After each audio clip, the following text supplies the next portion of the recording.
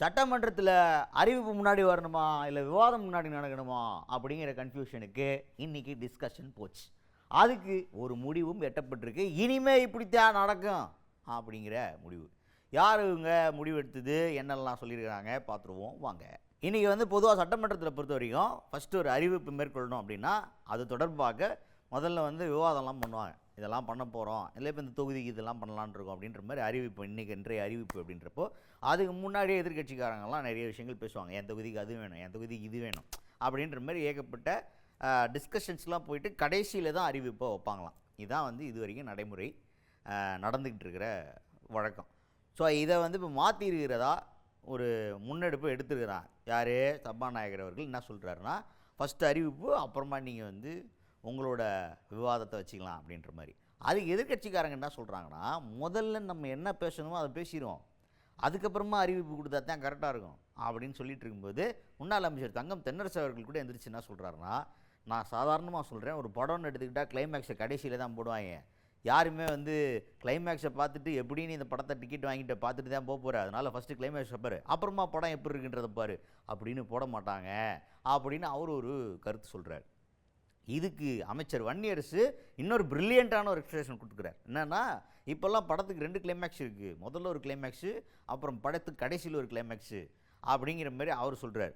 இதில் நடுவில் குறுக்க இந்த கௌசிக் வந்தான்ற மாதிரி நம்ம சபாநாயகரை எந்திரிச்சு என்ன சொல்கிறார், நான் கிளைமேக்ஸை பார்க்காம யாரும் எந்திரிச்சு போயிடக்கூடாதுங்கிறதுக்காகத்தான் இந்த முடிவு அப்படின்ற மாதிரி அறிவிப்பு முதல்ல சொல்லணுங்கிறது இதுக்காகத்தான் சொல்கிறேன் அப்படின்னு சொல்கிறார். அதுக்கு எதிர்க்கட்சி தலைவர் எந்திரிச்சு என்ன சொன்னார்னா, இது ஏதோ ஒரு படத்தை குத்தி காட்டுற மாதிரியே இருந்துச்சு நமக்கு. ஏன்னா படத்தோட டாப்பிக்குள்ளே சுற்றிட்டு இருக்கும்போது எனக்கு என்னமோ நீங்கள் சொல்கிறத பார்த்தா கிளைமேக்ஸை பார்த்துட்டா இந்த படத்தை எவன்டா பார்ப்பான்னு எல்லோரும் எந்திரிச்சு போயிடுவாங்கன்ற பயத்தில் சொல்கிற மாதிரில இருக்குது அப்படின்ற மாதிரி பேசி இதுமாதிரி கலகலப்பாக போய் கடைசியில் சபாநாயகர் என்ன சொல்லிட்டாருன்னா, இனிமேல் அறிவிப்பு முதல்ல, அப்புறம் தான் டிஸ்கஷன், இனிமேல் அந்த அவை நடைமுறை இப்படி தான் இருக்கும் அப்படின்ற மாதிரி பேசி முடிச்சுட்டார். பேரவைத் தலைவர், அமைச்சர்கள் பேசுவதற்கு முன்பால் அறிவிப்பை வெளியிட்டு விட்டு பேசலாம் என்று இப்போ ஒரு கருத்தை சொல்லியிருக்கிறீர்கள். மானிய கோரிக்கை இப்போது நிறைவேற்றி தர வேண்டும் என்று கேட்க முன்பாக அமைச்சர்கள் பதில் சொல்லி தான் அதை கேட்க முடியும். அமைச்சர்கள் பதில் சொல்வதற்கு முன்பு அறிவிப்பை படித்துவிட்டு அமைச்சர்கள் சொன்னால் பேசினால் சரியாக இருக்கும். மானிய கோரிக்கைகளை ஒட்டி அறிவிப்புகள் அரசினுடைய புதிய திட்டங்களை பற்றி அவர் சொல்லுகின்றார்கள். இந்த அறிவிப்பு முன்னுரையாக ஏதாவது கூறுகிற போதே கூறுகிறது மூலமாக கையில் வந்து விடுகிறது. அப்போ அடுத்து பேச வருகின்ற உறுப்பினர்கள் உங்கள் முன்னுரையிலேயே நீங்கள் பேசுகிற போதே மானிய கோரிக்கைகள் மீதும் பேசலாம், கொடுத்திருக்க அறிவிப்புகளை ஒட்டியும் சில ஆலோசனை கூட நீங்கள் சொல்வதற்கான வாய்ப்பு. நீங்கள் எல்லாம் பேசி முடியுங்க, நீங்கள்லாம் பேசி முடித்த பிறகு அந்த அறிவிப்புகளில் வருகிற பட்சம் எப்படி பேச முடியும்? நீங்கள் கருத்தை சொல்லுகிறீர்கள். நான் ஒரு பொதுவாக ஒன்று சொல்கிறேன். இப்போ ஒரு திரைப்படத்துக்கே போகிறோம்னு வச்சுக்கோங்க, இந்த திரைப்படத்தில் கிளைமேக்ஸ்ன்றது கடைசியாக தான் இருக்கும். எப்படியுமே நீங்கள் ஒரு 2 மணி நேரம் இருக்கத்தானே போக போகிறீங்க, இதெல்லாம் பார்க்கத்தானே போகிறீங்க. அதனால் போய் உட்கார்ந்த உடனே கிளைமேக்ஸை முதல்ல போட்டுருவோம். அதை கிளைமேக்ஸ்லாம் பார்த்துட்டு அதுக்கப்புறம் அந்த படத்தை அவர் எப்படி டைரக்டர் பண்ணியிருக்காரு, எப்படி எல்லாமே நம்ம பார்த்து மெதுவாக அந்த திரைப்படத்தை பற்றி எப்படி வேணாலும் நம்ம அதை பற்றி கருத்து சொல்லிக்கலாம்னு சொன்னால் அது அவ்வளோ தூரம் சரியாக இருக்குமா? மக்கள் கிளைமேக்ஸ் என்னன்னு தெரியாம போயிடுவாங்களோ அப்படின்னு. படம் நல்லா இருந்தால் மக்கள் உண்மையாக இருந்து தேட்டரில் கிளைமேக்ஸ் வரைக்கும் பார்ப்பாங்க.